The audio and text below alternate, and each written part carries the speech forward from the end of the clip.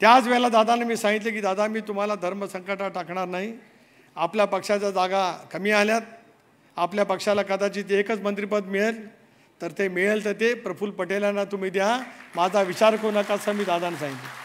प्रफुल्लभाई मी तुम्हाला सुद्धा सांगितलं नाही आहे, पण आज राष्ट्रवादी काँग्रेस पक्षाच्या सर्व कार्यकर्त्यांच्या साक्षीने या ठिकाणी सांगतोय की दादांना मी पहिल्या दिवशी सांगितलं, संख्याबळाच्या आधारित एकच जागा जर का राष्ट्रवादी काँग्रेस पक्षाला मिळाली तर आज प्रफुल्ल पटेल त्या ठिकाणी सिनियर आहेत.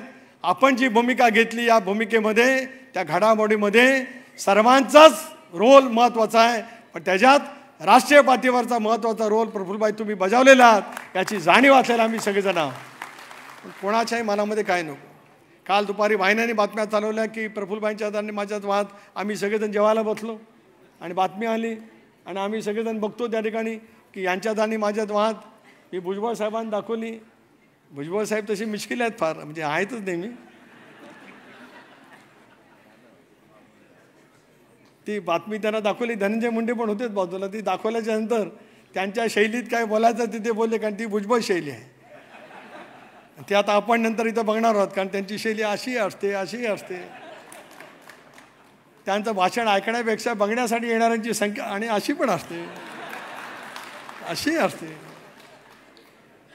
एखादी शेरोशायरीसुद्धा होऊ द्या माझ्यासाठी, म्हणजे परत मी तुमची स्टाईल करणार नाही. गमतीचा भाग सोडा. तुम्ही आम्ही सगळेजण एकसंघ आहोत, पण आज शपथ घेऊन या ठिकाणी निघूया.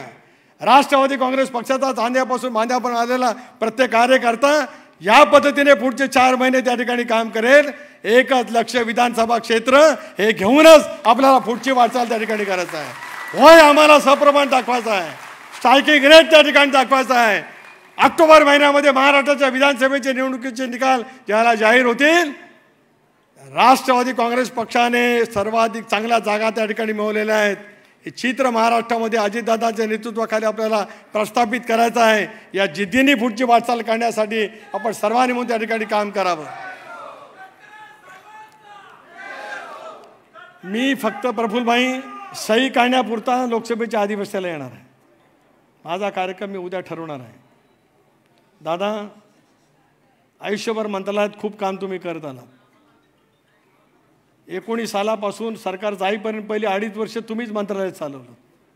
तर काही माणसं मंत्रालयातच नव्हती आली. खरं आहे ना? काय काय खोटं नाही काय बोललं. हेच फिरत होते ना मंत्रालयामध्ये, दुसरं काय होतं.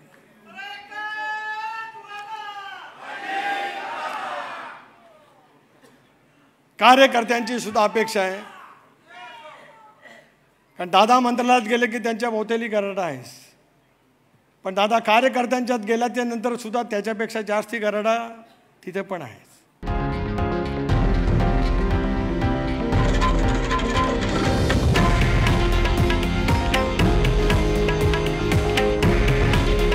हे आहे देशातील नंबर 1 न्यूज नेटवर्क आणि आपण पाहत आहात TV9 मराठी. काळजी तुमची, हित महाराष्ट्राचं.